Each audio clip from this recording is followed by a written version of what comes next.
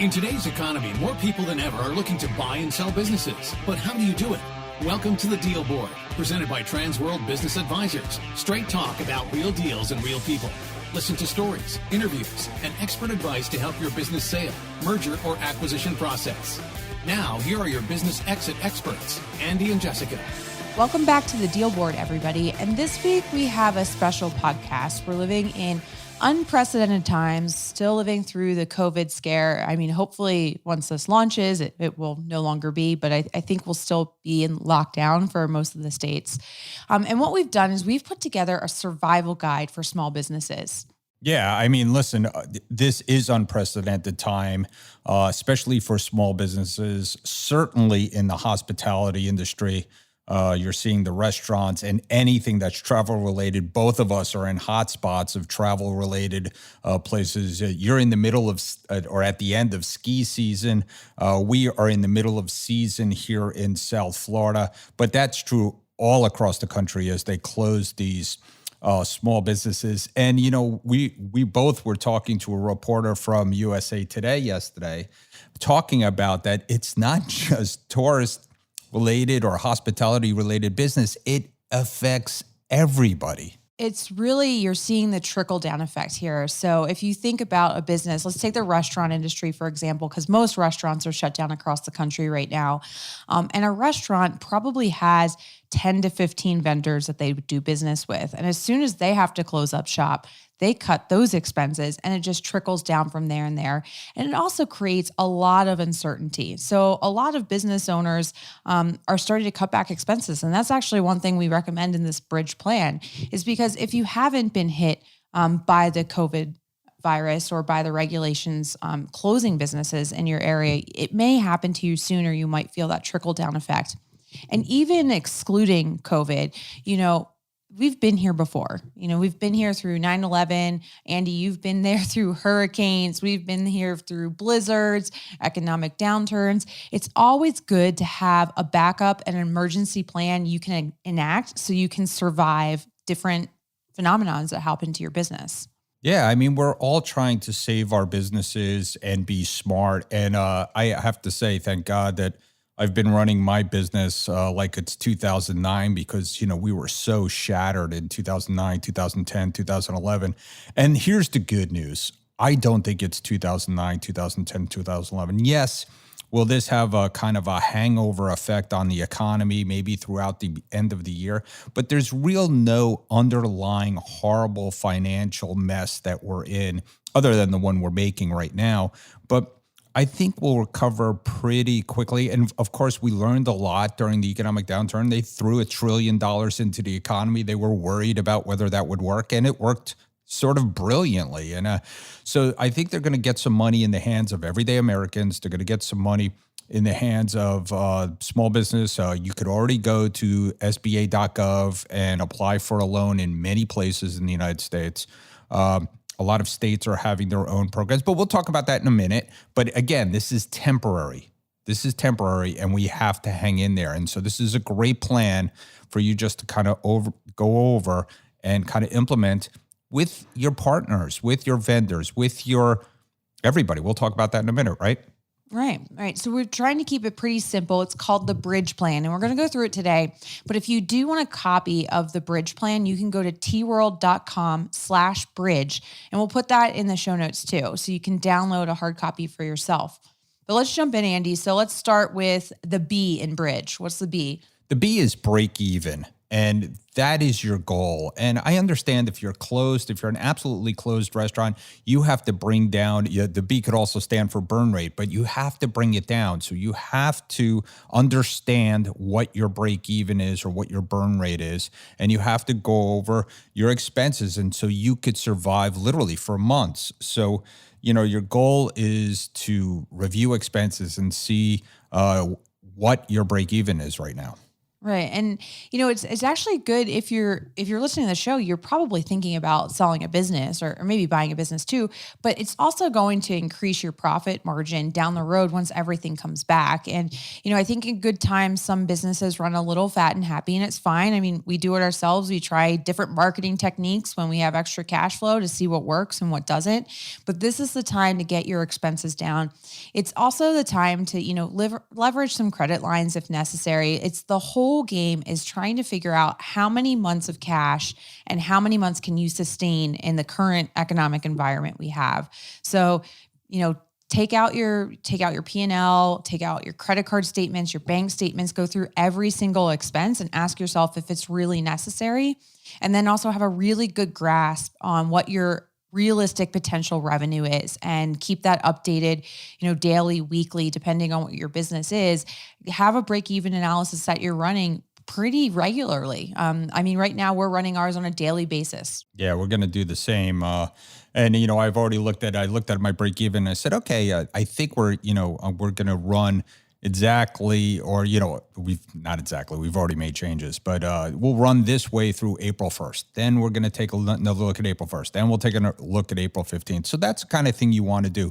Don't give up and just walk away. Listen, your landlord doesn't want your business. The government doesn't want your business. Nobody wants your business, and everybody wants you to be back. So do anything you can to kind of start the process and understand where you are. And you started to talk about the second thing that you have to do, the R. So what's the R? Reduce expenses. And this is one. So like I said, you're going to look through everything, but like Andy mentioned too, especially right now, this is unprecedented. Like most businesses are mandated to be shut down right now. Your landlord is willing to work with you. Your credit card companies are willing to work with you. So take a look at everything. Where can you reduce in any areas?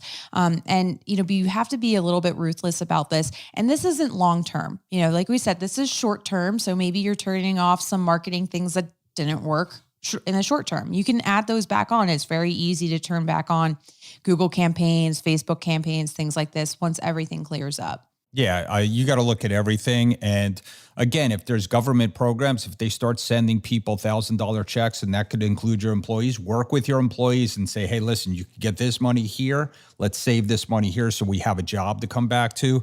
Work with your landlords. You and I have already spoken to some of our big vendors about doing something, and they're receptive. Everybody is receptive. And, the hardest decision, of course, is people. And you want to, you might have to furlough some people. You might have to keep them, reduce their salaries, but, do it, and do it now, and make sure that, you're being nice to people and you're partnering with them. And listen, we're already doing it in our companies. We're asking our partners to reduce things. They just shut in my county. They just shut all non-essential businesses as of today. I think it's going to be an order as of today. I don't know how my landlord charges me rent for April if we're not in there. But again, we're going to be partners in this. And you've already seen the SBA came out with, if you have an SBA loan, you could ask for a deferment for up to 6 months. So there are already ways that you can reduce your overhead, and you need to attack it today. Yeah. One, I think silver lining I'm seeing through all this thing is all business owners are in this together, and the supportiveness and the connectedness is just really amazing. And people are here to help each other through this. So don't walk away, have conversations with your vendors, have conversations with your employees too. I know that's the hardest part. But sitting down, they're watching the news. They know what's going on. So having conversations with them and laying out some options, understanding what your options are. It's really smart to talk to an employment attorney and understand what furlough means versus what layoffs mean in your states. In some states, if you furlough them, they can't apply for unemployment. So what is really best for the employees and the business? Yeah. And, you're already seeing some new laws come into effect, as you said. So you got to check those as well. But I just had a vendor email us yesterday who's in the magazine business, who we have a contract with. We have a contract. They could have ran the magazine and put it on the shelf, but they decided not to do that. They're not going to do the magazine. They're not going to charge us. I emailed her back. I said, That's brilliant. Thank you so much for being a partner.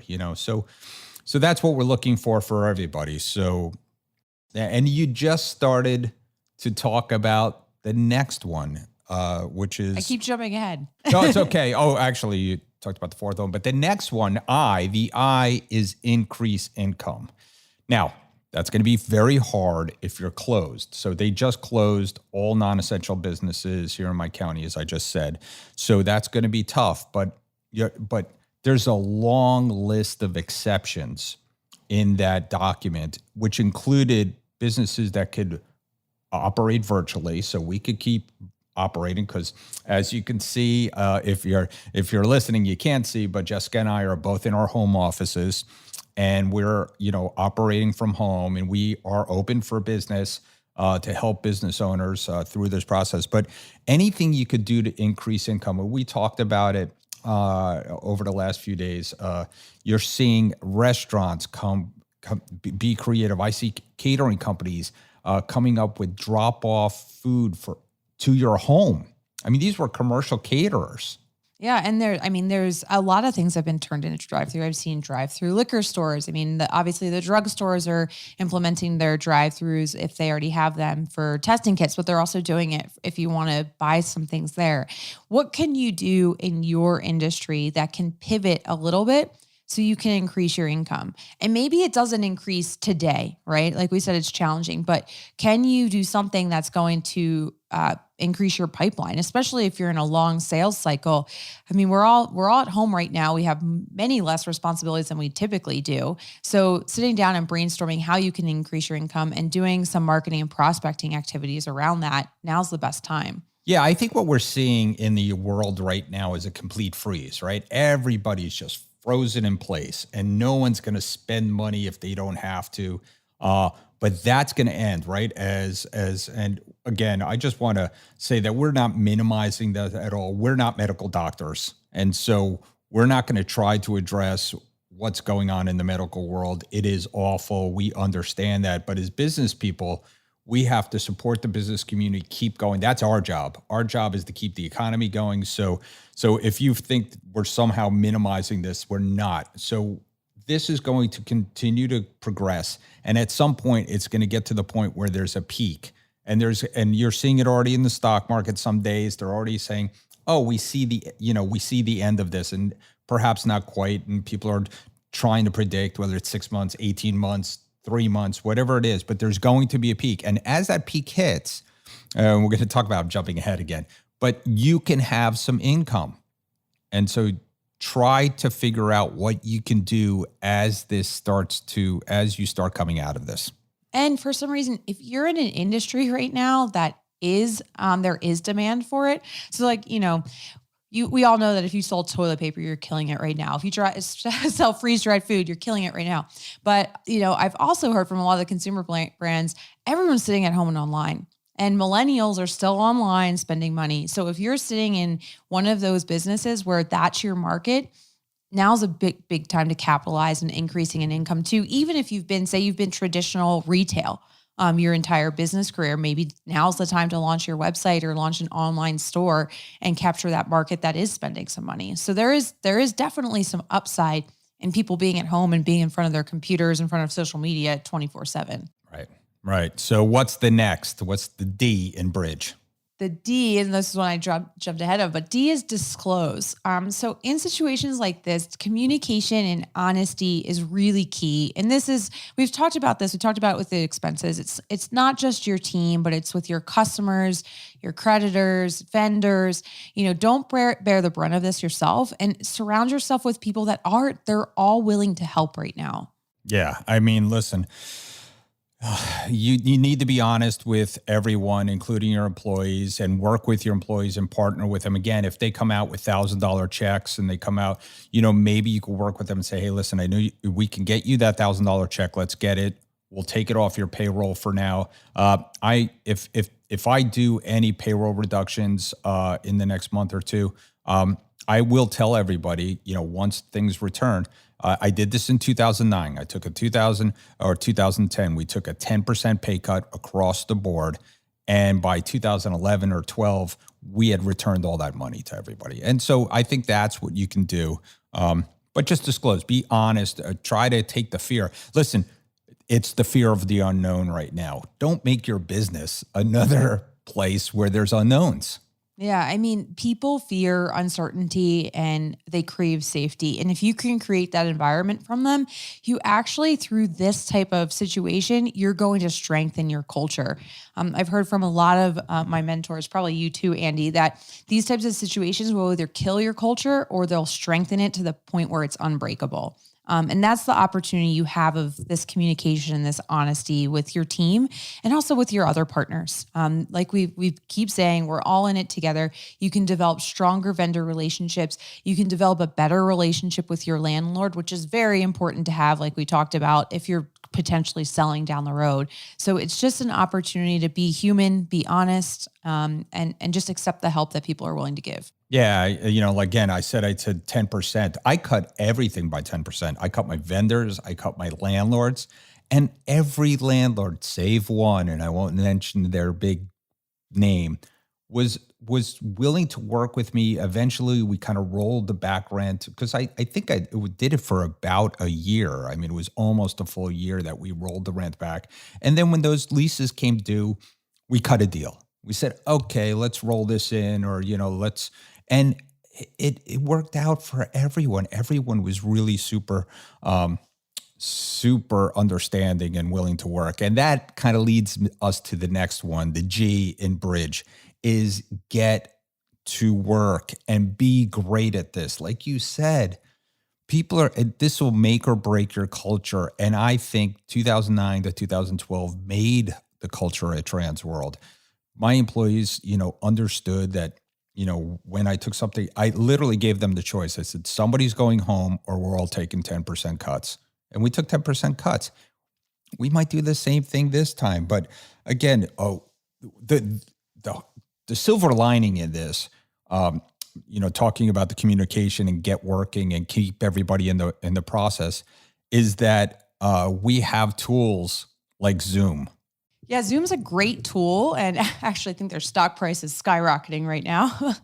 But it allows you still to connect with people and you can still do your networking one-to-ones. I mean, I think we talked a while back of these virtual coffee meetings that you can do and things like that. And everybody is online and everyone's craving connection. So now's the time to pick up the phone, connect with people you haven't talked to in a while. Think about how you can deliver more value to your market and to your customers.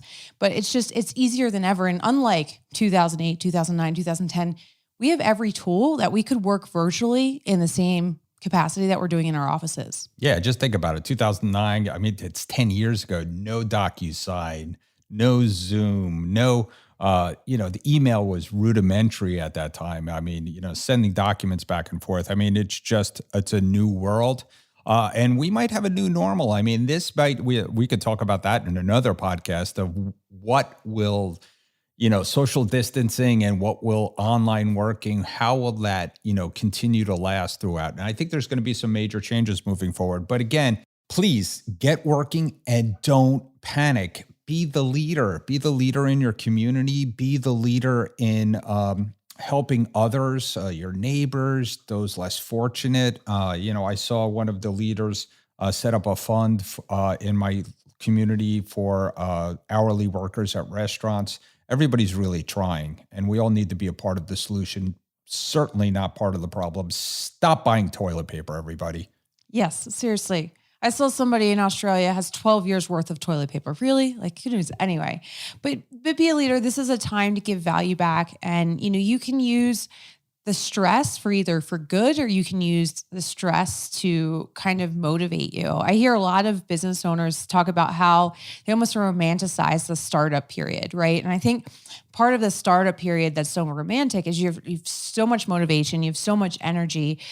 Turn the tables and spin this into this is another kind of startup phase where you have that energy, you have that motivation. Use it to work, use it to give value, use it to give back to your communities, and kind of dovetailing into our last one, use it to, what was the E, Andy? The E was Excel. Just as you implement all the things that we just told you to quote unquote bridge and save your business, be ready to excel. There is going to be huge opportunity because of this. And just why don't you go over some of those opportunities? Yeah, I mean, well, like we talked about, a lot of people are going to cut back their expenses, but it's a temporary thing. So once they come back, there's going to be people that are looking to spend money, consumers and business owners. And then from our aspect of buying and selling businesses, we're going to see a huge market opportunity and potentially the market shift we've been talking about for a very long time, which is the baby boomers coming to market to sell their businesses. Yeah, we're going to see that. And with the SBA financing out there, number one, they're going to waive the fees probably for a little while. So you can get a 7A loan or a 504 loan probably till the end of this year, maybe even to next year with no fees. That's about $30,000 or $40,000 of savings per million. Then forget, if you took the 7A, if you took the disaster loan and somehow you got $1 million or $2 million and you still have that on your balance sheet, you have two choices. You could either send it back, because there'll probably be no prepayment penalties. I'm sure there's no prepayment penalties. Or you could invest in another business, pick up another location, do something to actually even make more money. And looking at the interest rates, I mean, the interest rates are, as low as they can possibly get right now, right? So with that, combined with the availability of capital, businesses on the marketplace, if you're a buyer, there's going to be a ton of opportunity. If you're looking to grow your business in preparation for a sale, you could consider growth through acquisition to try and get your business to a higher SDE or EBITDA level so you can up those multiples. There's going to be a lot that's going on, but it's all going to be contingent on your business getting through this. So implementing this bridge plan so you are there in the game to excel when everything kicks back up. Yeah. How many times do we say in past days, after the dot-com meltdown, after 9/11 when stocks went down, after the economic downturn when real estate prices were depressed, how many times did we look at ourselves and said, we should have done this? Well, here's your opportunity, folks. As soon as this starts to creep back, and you're already seeing it sometimes in the stock market, people testing that bottom, because what's going to happen is as soon as there's some certainty that this is going to end, or they have a timeline, we're going to be able to people are going to rush back into the marketplace, and you want to be there too. Yeah. So we know it's hard. Andy and I are going through the same thing too. We know it's hard to cut expenses. We know it's hard and difficult to have conversations with vendors and landlords and employees, but it's what needs to be done to bridge the gap to get you from where we are today, like you said, and Andy, a period of uncertainty to that finish line, that certainty when things are going to end and when things are going to kick back up. And if you're in the game, you're well positioned to take advantage of that market upswing. Yeah. And again, we're here to help you. We are huge fans of entrepreneurs. We are a supporter of the small business community. We are here to be your sounding board. We have Zoom meetings that we could meet with you one-on-one. We could talk you through some of this. We're willing to talk about, I think a lot of people are going to be fed up after this. So a lot of those baby boomers who are hanging around because the market was so great are going to finally look at us and say, hey, I'm ready to go. Well, we're here to help you start talking about that. Is today the day to put your business on the market? Probably not. But we could certainly start planning. And, again, we're here. We'll answer the phone. We're answering emails. You could go on any of the social media platforms and contact us. We're here to help, right? Yeah. And anything you need, even if you just need, like Andy said, a sounding board, ideas of how to renegotiate, what your expenses should be. We negotiate all day long, and we negotiate with landlords all day long. So if you don't know how to approach your landlord or something as simple as that, we're here to help. So we'll drop our contact information into the show notes, but you can always reach us at thedealboardpodcast.com. And again, this survival guide is available for you at tworld.com/bridge. Yeah, stay safe, everybody. I'm super proud of America and how we're coming together, the world, literally, how we're coming together, keeping ourselves indoors, keeping ourselves safe. Let's, again, be good citizens and be a part of this solution. Transworld Business Advisors is the world's largest business brokerage and mergers and acquisitions firm with over 500 brokers in nearly 200 offices worldwide. Transworld's team handles thousands of business sales every year. To be connected with a qualified business broker or learn more about the buying and selling process, visit tworld.com/the deal board or call 888-719-9098. Hey, Andy, do you know what time it is? It's time for our deal of the week. Deal of the week. Sold. Welcome back, everybody. And for our deal of the week this week, we have my husband, Al Fialkovich, joining us to share a transaction he recently closed in the niche manufacturing industry. So, Al, welcome to the show and tell us a little bit about this deal. Thanks, Jessica. I'm glad to be here. So this was a business in niche manufacturing that did something related to the funeral services. So mainly memorials, and they also had a commercial segment of their business. And who was the buyer for this transaction? The buyer for this transaction was another business owner that wanted to diversify, and his previous business or his current business is getting some pressure from regulatory agencies. So he wanted to diversify into something quote unquote boring. Boring industries are sometimes the most stable. So tell us a little bit about the numbers. What did the business sell for? What was the multiple? And what was the deal structure? Deal structure was an SBA loan. This deal went for about $800,000. The multiple was about 3x. There was a little bit of seller carry, but primarily it was cash at close. Well, boring industries also sell for good multiples, so that's great. So if we have someone listening to the show that is interested in niche manufacturing or even memorial services and would like to talk to you about their deal, how would they get in touch with you? Sure, you can call me 720-357-6853 or email me al@tworlddenver.com. And we'll drop that contact information into the show notes. Al, thanks for joining us again on the deal board. No problem. Death and taxes. Hey, Jessica, you know what time it is? Money time? Almost. It's time for listing of the week. Welcome back, everybody. And this week for our listing of the week, we have Mike Hall joining us from Transworld Business Advisors in Raleigh. He's a business broker there. He's been on the show before. Mike, welcome back to the show. Hey, it's good to be with you, Jessica.